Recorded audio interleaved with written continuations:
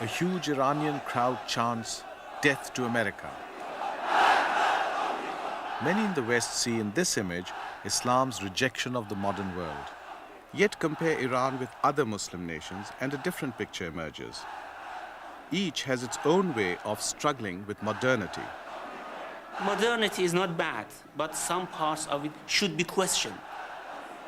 We are not saying that all cultures should be the same. What we say is that we have to maintain our relation with God. We should not forget our Creator.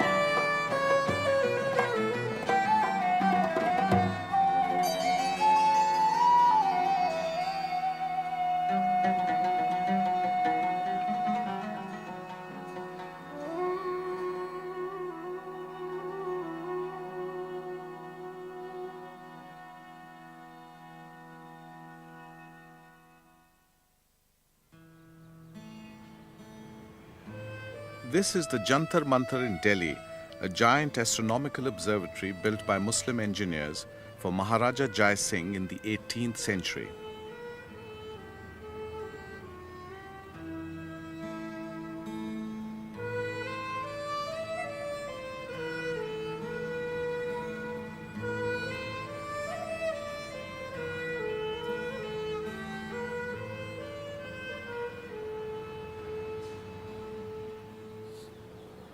For the man in the street lacking any knowledge of mathematics or astronomy, the Jantar Mantar worked as if by magic. In fact, the phrase Jantar Mantar itself means abracadabra.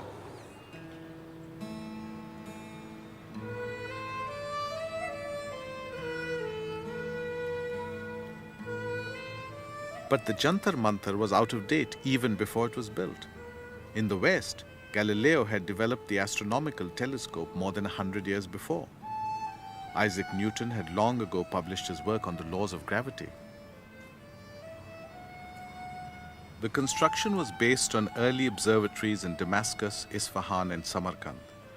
For the Maharaja and his Muslim overlord in the declining years of the Mughal Empire, it was a nostalgic symbol of the great period of Islam, which at once exerted such a profound influence on the world. It was the period ruled by the two central Quranic concepts of Adl and Ihsan, balance and justice, and virtue and compassion. A time when Islamic scholarship, science, and power went hand in hand. It was the time of the integrated activities in the global society. The political activity, the legal activity, the theological activity, the scientific activity, the administrative activity, all was linked together. The result was a consistent worldview which strongly influenced all the other cultures of its day. Muslim scholarship contributed to the arts of government, of war, of mathematics, of astronomy. The star maps we still use today preserve a permanent record of those times. Al-Qaid, Mizar, Aliyot.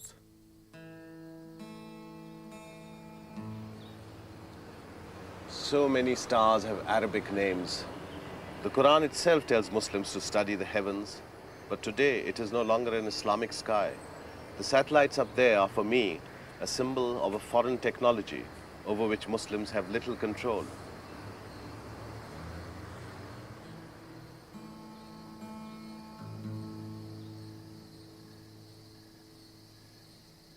And then, after the 11th and 12th century, so many events came from inside the societies, but also from outside, that all these integrating forces have been slowly disintegrated. From the 11th to the 13th centuries, two massive attacks fractured the Arab world. In the west, the Crusades and the reconquest of Spain. In the east, the savage onslaught by the Mongols under Genghis Khan.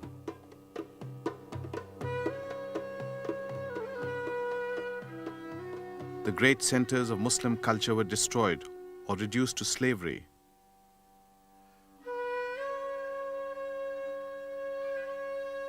The Mongols left behind them a landscape of death.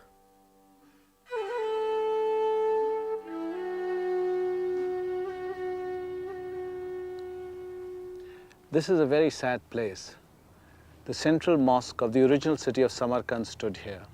When Genghis Khan attacked the city, the citizens sought refuge in the courtyard. It was to no avail. The city was destroyed, the mosque burnt with all the people inside it. No one has lived here ever again. As long as a group of people feel unsecure in their environment, they develop always what we may call a system of securities, because they feel threatened from outside. And then they develop what they call orthodoxy, either a political orthodoxy, secularized political orthodoxy, and we know what it means, or a so-called religious orthodoxy. The Arab world responded to the Mongol onslaught by withdrawing into orthodoxy and conservatism. Yet the Muslim vision was not destroyed. The barbarian conquerors were soon absorbed. And they in turn raised Islamic culture to new heights, their confidence and pride clearly visible here in Samarkand. The Muslims must look back over their shoulders and first get to know their own identity, in the sense that their ancestors and in various countries were the great developers of scientific disciplines and modern disciplines. There was no dichotomy seen either by the Prophet or these latter-day developers between science and religion. Religion provides for enough empiricism for adoption and reinterpretation and development. That's number one. They should look back over shoulders and acquaint themselves with the true nature of Islamic learning, which is open.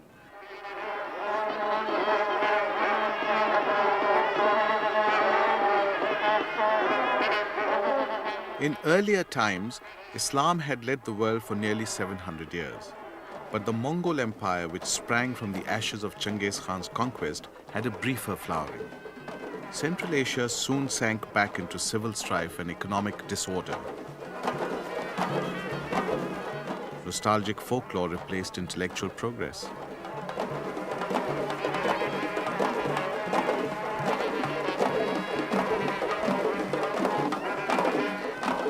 And as Muslim power faded here, as also in Turkey, Iran and India, a new idea had taken grip of the West. Muslims found it difficult to come to terms with the notion. We may call it modernity. The conflict has been studied by Iranian-born philosopher Sayyid Hussein Nasr. There are many people who believe modernity is what the Western world does, no matter what. I have a more precise philosophical definition for modernity. I believe if modernity means anything, it means the coming into being after the European Middle Ages of a worldview based essentially on the terrestrial human being, cut off from both the divine order and perhaps the rest of the natural order, using his own reason in order to discover things and making himself or herself as the fundamental basic value in all of life. Muslims can never accept that man is the measure of all things. That principle was brought to the Far East by the forces of European colonialism. Indonesia has the world's largest Sunni Muslim population, as many as in the whole of the Middle East. Its 150 million Muslims divide into two schools, the Orthodox and the more liberal and eclectic, influenced by Buddhism and Hinduism. A woman on a motor scooter wearing a Muslim head covering is a rare sight elsewhere in the Islamic world.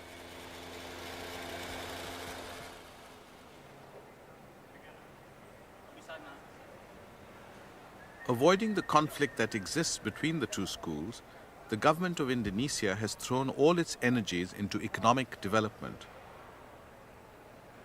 Today, Indonesia shares in the technological success of the Pacific nations.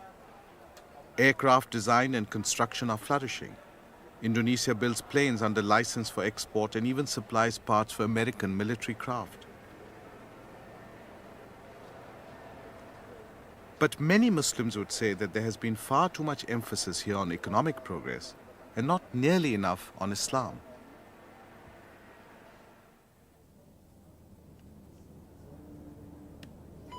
Now, after 2 generations of economic growth, new groups are entering the workforce, including many devout Muslims. The government has had to accommodate their faith and has even subtly encouraged it. Islam is taught in schools along with the nationalist ideology. Misalnya di IPTN, seperti saya,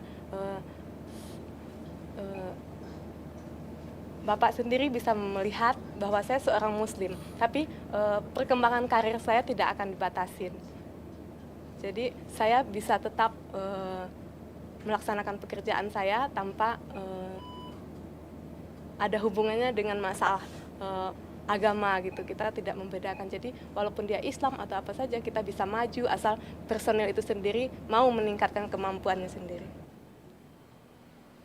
Evidence of Indonesia's response to Islam is the mosque taking shape in the factory grounds. Evidence of Indonesia's technical prowess is this locally designed transport and surveillance plane. Sweden has recently ordered 24 of these craft.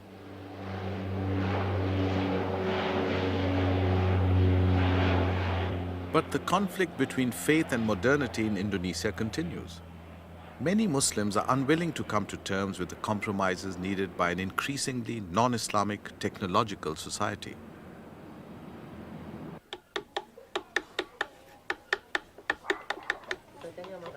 Allu Siafroni has chosen not to participate in Indonesia's industrial society, preferring a life of piety. His wife has made the same choice. She is a Christian convert to Islam.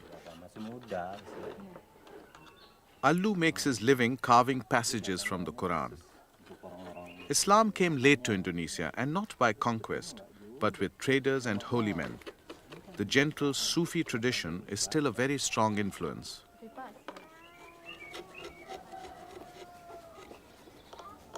Kalau buat saya pribadi ya Pak ya, ini tentang apalagi tentang ketuhanan, masalah ketuhanan, menyangkut masalah ketuhanan. Buat saya yang namanya orang Islam haruslah bersifat seperti Islam.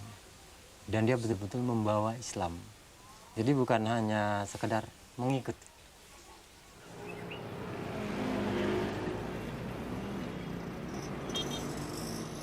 Deliberately rejecting Jakarta's worldly values, Allu won't buy wood for his carvings, but scavenges from the city's rubbish tips. The choice means a lot to him. He prefers working with old wood rather than new, just as he holds to his religious traditions in the face of his country's modernist drive.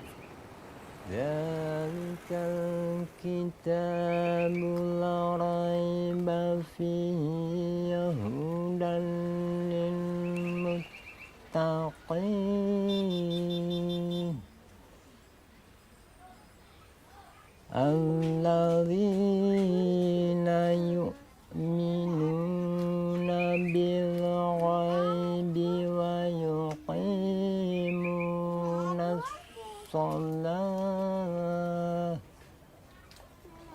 ويقيمون الصلاة ومما رزقناهم ينفقون.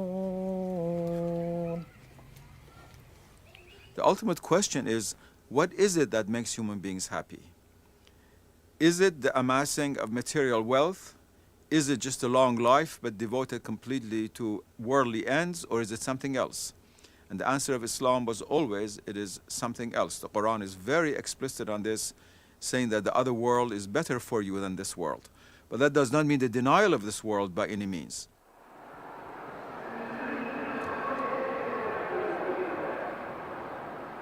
The Islamic revolution set Iran on the opposite path from that of Indonesia.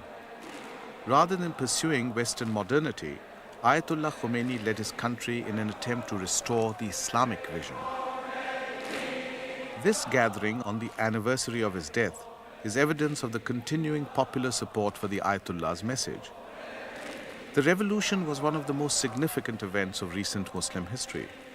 It opposed the West and restored Islam to center stage.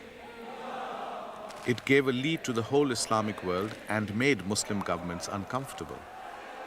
But many ordinary Muslims everywhere admired the Ayatollah.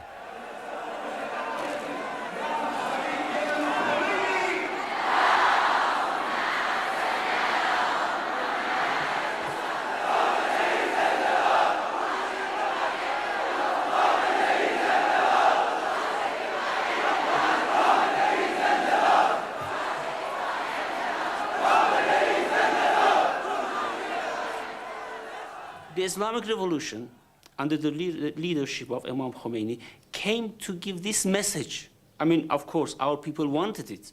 They had accepted the message before that where the new society is going is not really the right direction.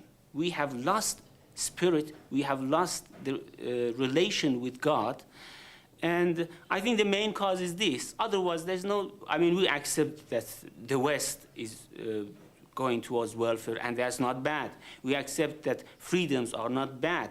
We accept that many democratic institutions are very good, and we are following it. But our main stress is on the lost and ignored part of human entity. The principle is that since God is one, the human soul is one, life should be one. And life should not be broken into various compartments, because the message of Islam emphasizes so much the doctrine of unity that compartmentalization is really against its very ethos, the very foundation of its belief system. And therefore, what we call the political life, which also, of course, spills over into laws, into the social order, must be related to the laws which govern the religion. Election day in Tehran. An Islamic state accepts the Western idea of democracy, but with a difference. In Islam, not the people, but only God can be sovereign.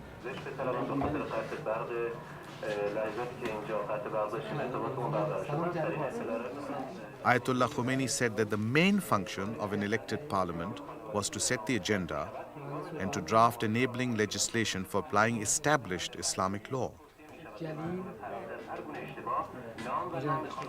But Islam supports the concept of shura, consultation, and parliamentary delegates, members of the Committee of Experts, as well as the other bodies which make up Iran's government, are all elected by popular vote.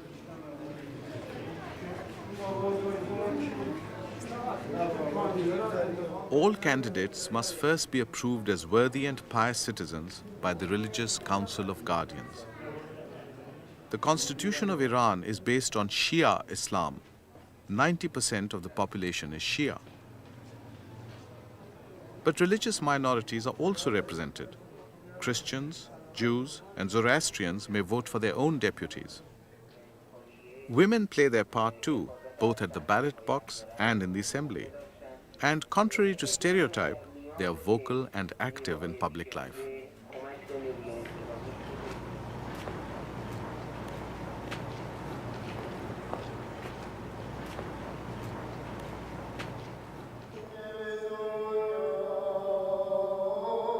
The Armenian Church in Tehran.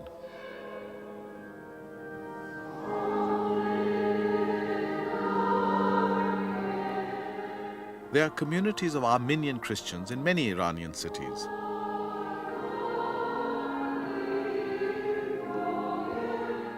In the spirit of Islam, the Constitution guarantees freedom of worship to officially recognized religions.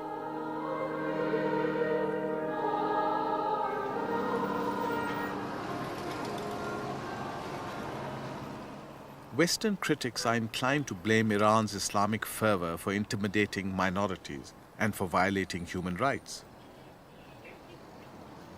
But I believe the problems lie in the very nature of revolutions and what inevitably follows. Recent Western criticism of Iran has focused on Ayatollah Khomeini's fatwa on Salman Rushdie. $2 million is now the price on his head from an Iranian foundation. There are many strands to this complicated and tragic affair, political, cultural, and ideological. But at its heart lies a confrontation between two very different value systems. If you walk in the street in this country, in the United States, and start cursing God and Christ, people just will look at you, won't even look at you, they'll pass you by, that's your own private affair. But if you say to someone that your nose is very big, or you curse at them, you could get sued for $100,000. Because what is most important is the individual's right. The rights of God and Christ don't really matter.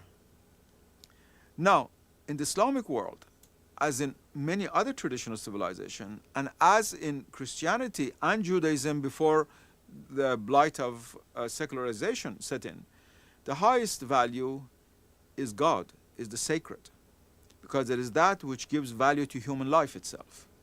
And human rights come after that, not that there are no human rights, but one gains human rights by virtue of accepting God's sovereignty, because we receive our existence from God. We don't give existence to God, God gives existence to us. If you don't accept that point of view, then of course you're outside of the religious worldview. In that world, to desecrate the sacred is the most grievous sin. It's the worst thing that you can do. And what happened in the Salman Rushdie affair is that the right of an individual to desecrate the sacred history of a civilization went counter to the right of that civilization to defend its sacred history. And as far as the Western intelligentsia is concerned, it's very important for it to accept the fact that if it believes in human freedom, other civilizations also have the freedom to be themselves. The Muslim world finds the West's attitude to the Rushdie affair hypocritical. Uproar on behalf of a single British writer citing international law, silence over the broken and ignored UN resolutions on Kashmir, Palestine and Bosnia, and violation of human rights there. All Muslims abhor Rushdie's book, but many authorities have different views on the fatwa. Al-Azhar in Cairo is one of the most respected and influential centers of Muslim learning. For many years, the head of Al-Azhar was Mufti Tantawi. فإذا أصر على موقفه من الإساءة إلى الأخلاق ومن الإساءة إلى الأديان ومن الإساءة إلى الأنبياء ومن الإساءة إلى مكارم الأخلاق ومن الإساءة إلى الفضائل، فيجب أن يحاسب محاسبة عادلة على تعمده الكذب، والذي يقوم بمحاكمته وبمحاسبته الهيئات القضائية، لأنه ليست الحرية معناها أن أقول ما أشاء بالكذب، ولكن الحرية معناها أن أقول ما أشاء ولكن بالحق وبالعدل وبالصدق. On the surface, Iran's political situation now seems calm and ordered after the chaos of revolution. But underneath, a struggle continues between the pragmatists who wish to normalize relations with the West and the idealists who wish to maintain a hard line. In a Shia state, political protest must take a radically different form from that elsewhere.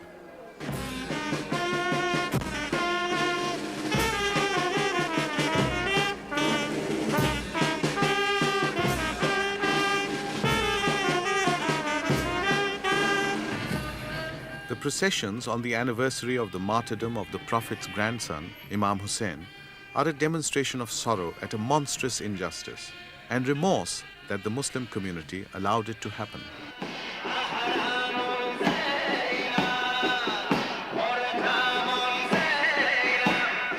But one can read into these public demonstrations more than just a religious meaning.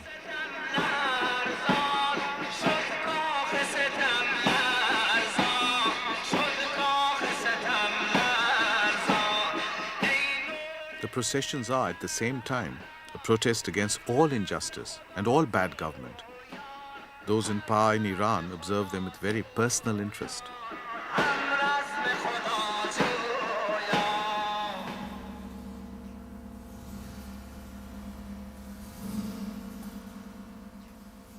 Iran's importance is that as an economic and regional power, it sees itself as the champion of Islam.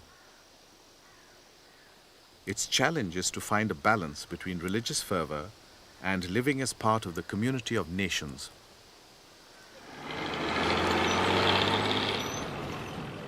On the surface, Indonesia and Iran seem to have little, if anything, in common, except popular adherence to Islam.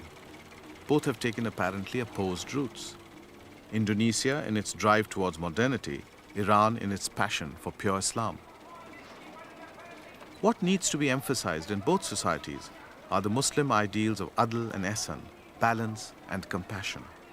Balance between religion and the world, compassion for the weak and the poor. It is those Islamic values that we are striving for today, here in my own country, Pakistan.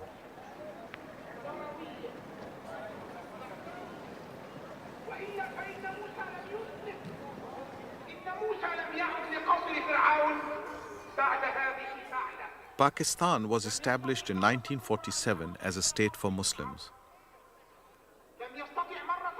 Pakistanis see events since then as having vindicated the desire of the founding fathers to create a homeland safe from the dangers of Hindu reaction.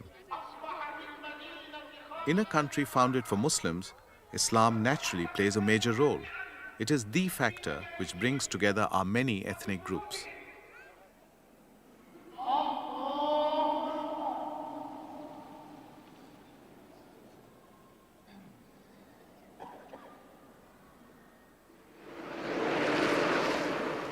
The search for balance between Islam and modernity had to begin with urgent action to bring the country into the 20th century.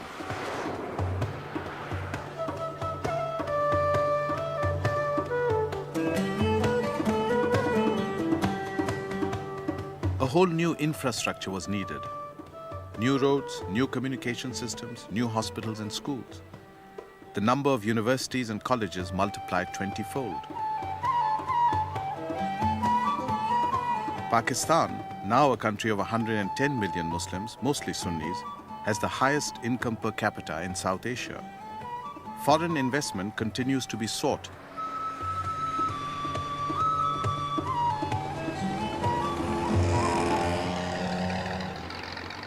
The country remains a parliamentary democracy in spite of a number of episodes of martial law and military rule. But a healthy democracy needs a literate population, and Pakistan's struggle to raise literacy levels has met with less success. Modernity means coping with English and Urdu, as well as all the commonly spoken languages, and that means mastering both Latin and Arabic scripts.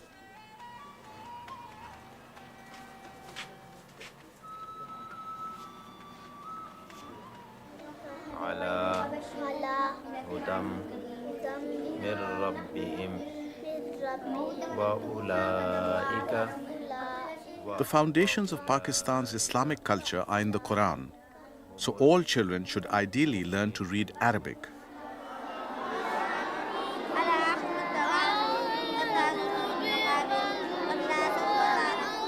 They begin their education by memorizing the Quran, the source of their faith. Yet, for too many of the next generation, this is all the education they will get.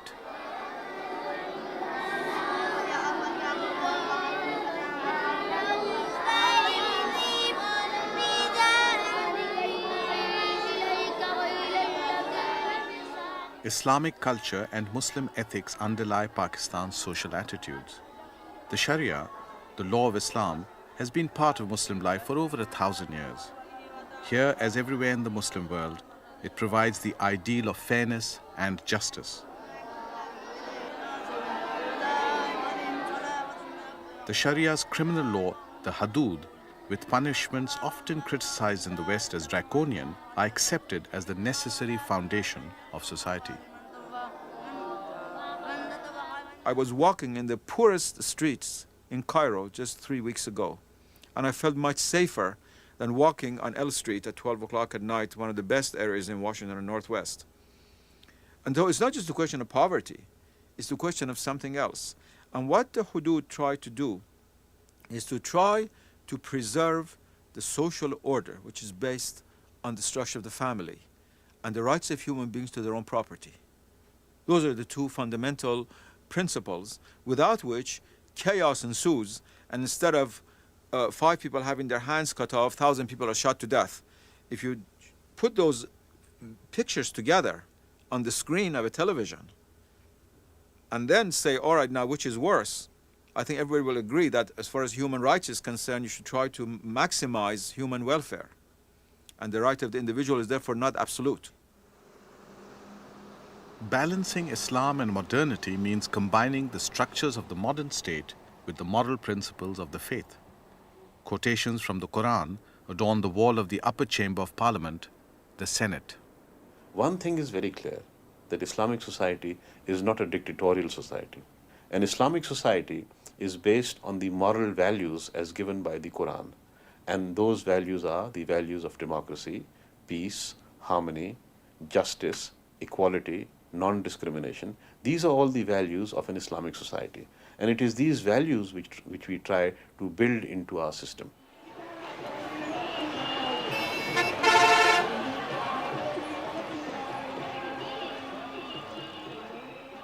For most ordinary people, like those buying and selling in the bazaar, harmonizing Pakistan's legal system with Islamic law is a natural and desirable development, a way of combating corruption and injustice. हमने पाकिस्तान इस्लामी ही बुनियाद पे हमने इसको आज़ाद कराया था और हमारे दिलों में इस्लाम है। हम चाहते हैं कि इस्लामी निज़ाम पूरी तरह नाफिद हो, तो बाकी तो हम मुसलमान हैं, नाफिद है इस्लामी निज़ाम। जब इस्लाम आ जाएगा तो जब इस्लामी तालीमात होगी तो जो है ना बहुत से जो है ना जराइम ख़त्म होंगे। इस चीज़ को समझेंगे कि इसको करना चाहिए या नहीं करना चाहिए। वो जो कुछ भी आजकल सोसाइटी में या माशरे में बुराई नज़र आती है, वो सिर्फ उसकी एक मेन वजह ये है कि हम लोग अपने असली इस्लामी रवायात से हट गए हैं। हमारी अफादियत इसी में है कि हमारे इस्लामी कानून को, इस्लामी अरकान को मुकम्मल शक्ल में पेश किया जाए, वो प्रोपगंडे से भी और अमली तौर पर भी, प्रैक्टिकल के तौर पर भी उसको मुकम्मल तरीके से पेश किया जाए। We do have this paradox where people do respond to the Islamic message, the Islamic slogan, and it does become a language of protest. But there is something which then makes them stop short of voting for religious parties which actually advocate the establishment of an Islamic state. I think part of the explanation for that may lie in the fact that the kind of Islam, austere Islam, that these religious parties espouse is the kind of Islam that ordinary people do not relate to. It seems plain that what ordinary Pakistanis want is a synthesis of the best practice of the West with the basic morality of Islam, though some conflicts may be difficult to resolve. For example, Islam is categorical in its ban on usury, lending money at interest.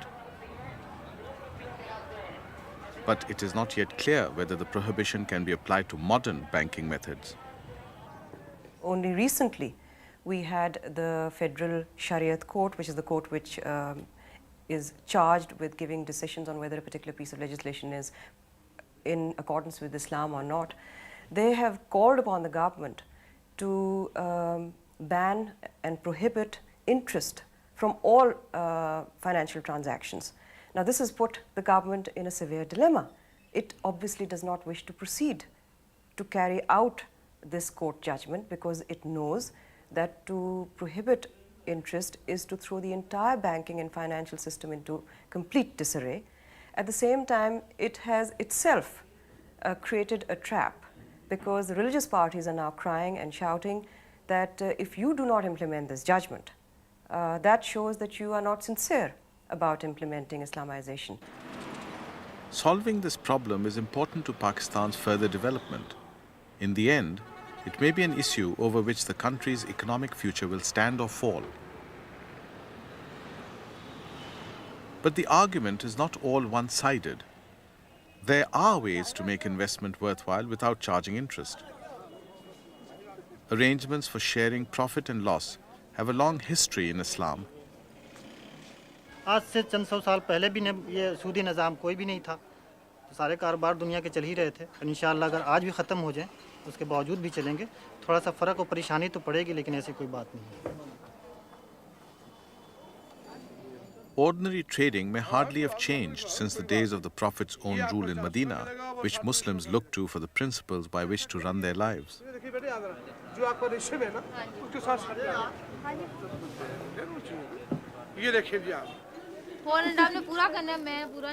But at the time of the first Muslim community, there were no banks, no financial markets, no stocks and shares. Since then, national economies have undergone radical transformation. To solve the problem of bank interest, Islam's principles will need to be reinterpreted.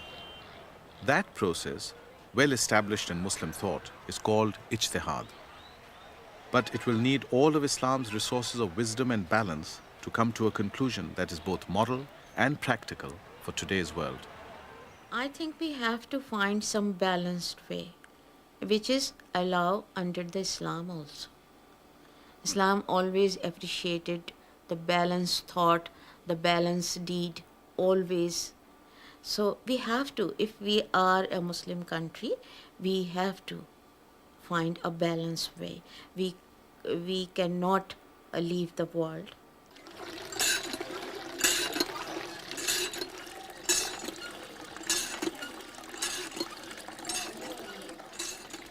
The difficulties of finding a balanced way are compounded by having to deal with the legacies of history.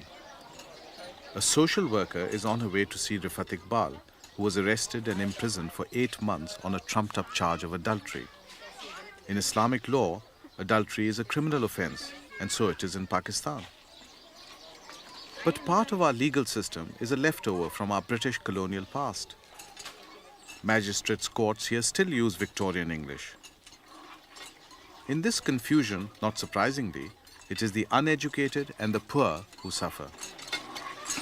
और क्या जना सिर्फ औरतों ही के लिए सिर्फ औरत ही करती है? जितने भी जेल में औरतें हैं, ज़्यादातर मैंने आपको पहले ही बताया, ज़्यादातर औरतें जो हैं जना के केस में मुलविस हैं जेल में, तो मर्द नहीं है उनके साथ, कुछ के हैं कुछ के नहीं, तो क्या मर्द ने नहीं किया, सिर्फ एक अकेली औरत ने किया? As far as hudud laws are concerned, people, the groups who are opposing them, they have a fear that when the question of implementing these laws arise, it won't be implemented fairly. And only the poor people and people have no authority, they are the one who will suffer with them. This is the fear of those groups who are opposing. But the religious group who are actually supporting it, they argue that they can clean the whole society. इस्लाम ने तो भाई चाहे औरत हो चाहे मर्द हो सबको बराबर का दर्जा दिया हुआ है। इस्लाम में कोई क़ैद नहीं कि कोई ऊंचा हो या कोई नीचा हो, सब बराबर है इस्लाम में। लेकिन आजकल ये इस्लाम जो नया निकला हुआ है, इसमें कहाँ है ये बात? इसमें तो कुछ नहीं, इसमें तो अलग ही चीज़ है।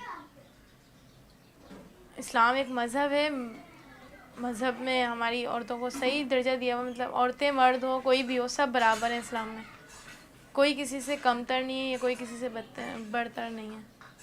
It is ordinary people who suffer most from the juxtaposition of Islamic law with the British judicial process. Lower courts often impose the penalties of the hudud, which are then overturned on appeal. Rifat Iqbal's case was finally heard after 9 months and her conviction quashed. For Islam lays down strict social conditions without which punishments may not be imposed. Nobody can claim that in Pakistan everybody go to bed with full stomach. Nobody can claim that. And this is the basic requirement under the Islamic law. Can any president or any prime minister or any member of parliament or any person who has certain kind of authority can claim all peoples are equally fed in Pakistan, all peoples have been treated equally? Nobody can claim that. No one. So under the Islamic laws, you have to treat each and every person of that country, of that land equally.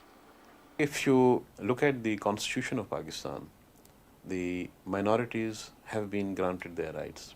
Similarly, the women have been granted their rights. Similarly, all citizens have been granted their rights.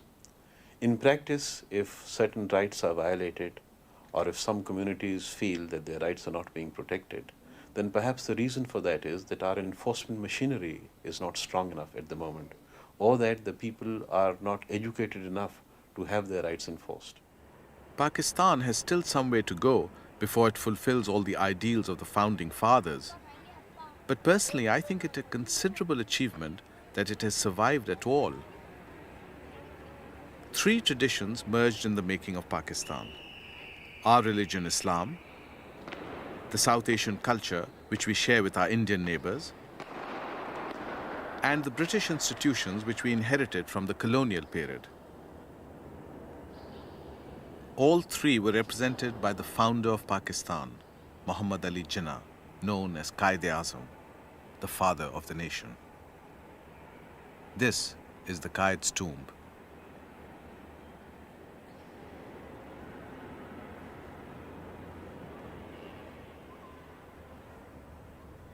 Quaid-e-Azam, born 1876, died 1948.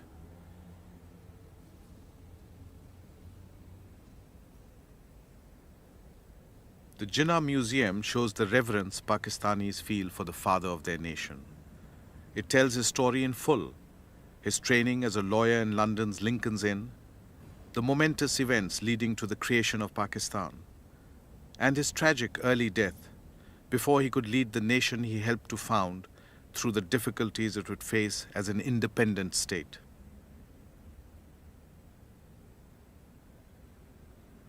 The Qaid had a titanic struggle against both the British government and the Indian Congress in his drive to create a Muslim homeland.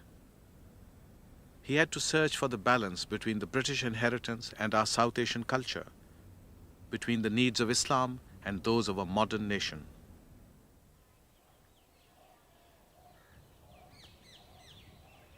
As a Pakistani, I am proud that many of the ideals on which my country was founded have been retained. I am proud that after the death of the last military dictator, elections were not postponed. And I am proud of the balance we have so far achieved between modernity and Islam. But I am also keenly aware of the progress that we have yet to make.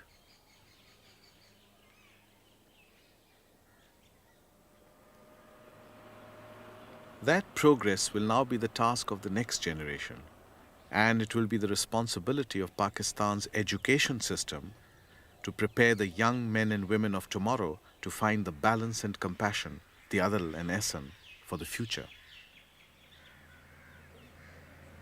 I'm on my way to Burn Hall, up in the hills of the northwest frontier, the school which I myself attended more than 30 years ago. It will be interesting to see how much has altered since the distant days when it was run by Catholic priests.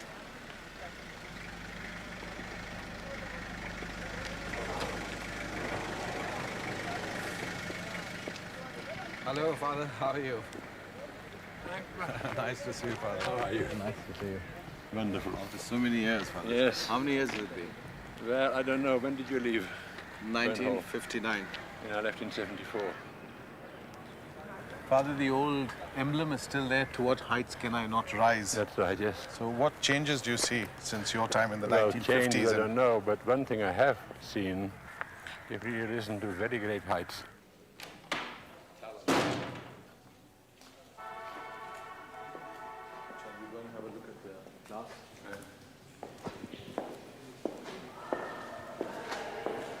Now, remember, subscription is the ending. This is the ending in a letter. It already strikes me as quite extraordinary that so little seems to have moved on. Now, when it is a friendly letter, you can say yours. The English class seems much the same as when I sat in this room as a pupil.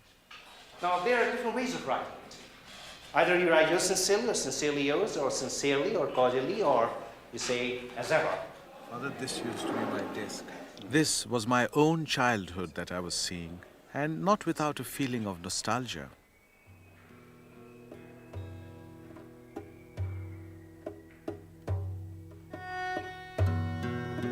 At first sight, it might seem that this school, like so many in the ex-colonial world, is purposely shutting out the massive changes that Pakistan has brought into being over the last 30 years. But in reality, great Islamization has indeed taken place. The school houses are no longer called after Catholic saints. There are prayers 5 times a day in the school mosque.